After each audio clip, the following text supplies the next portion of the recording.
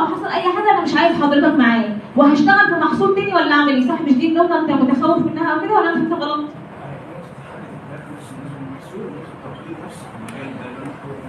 حلو.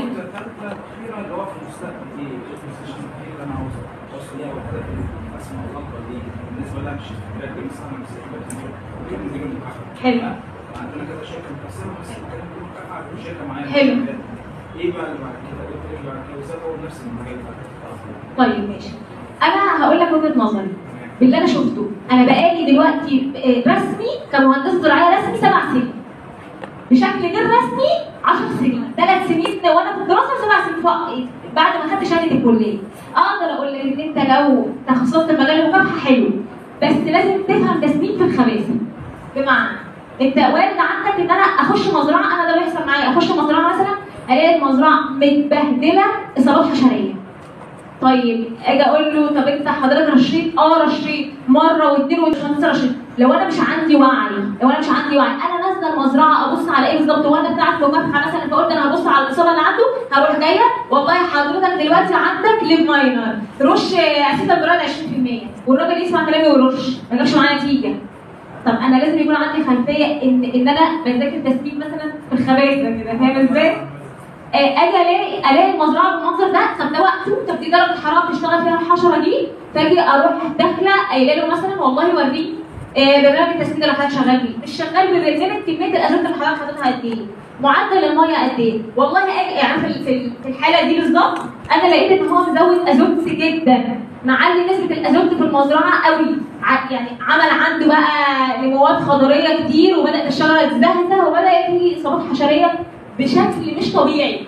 فالنهارده حل مشكلته مش مكافحه، حل مشكلته ان هو يظبط برنامج التسمين. وعلى فكره اي شجره واخده التسمين بتاعها والميه بتاعتها مظبوطه بالمعدلات السماديه المظبوطه لكل محصول، ودي بنحددها طبعا على حسب الوضع بتاع المزرعه بالتحاليل اللي انت بتعملها وتمام.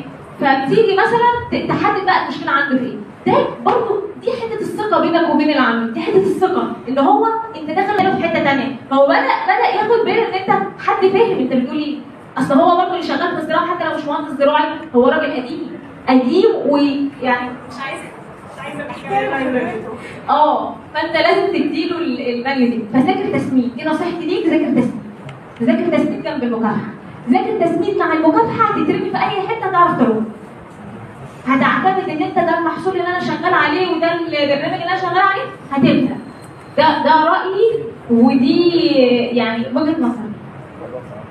كنتش عايزه اتكلم في موضوع الزراعه قوي. حد عايز يسال على اي حاجه ثانيه يا جماعه؟ نزلتي المزرعه؟ ايوه اولى. اتفضلي. اشتغلت على محصول ايه؟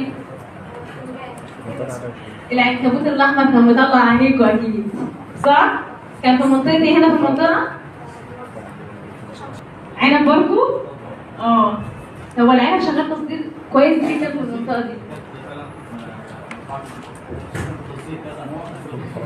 عامة يا جماعة المجالات اللي انا هشرحها لكم في الشغل لو انتوا هتنزلوا مزارع البنات تهتم جدا بموضوع التصدير، يعني ده هيفتح لك سوق عمل بابه مفتوح ليكي، يعني مش هيتقفل في وشك بقى وتفضلي اوحي وانا بقى سترونج والجو ده.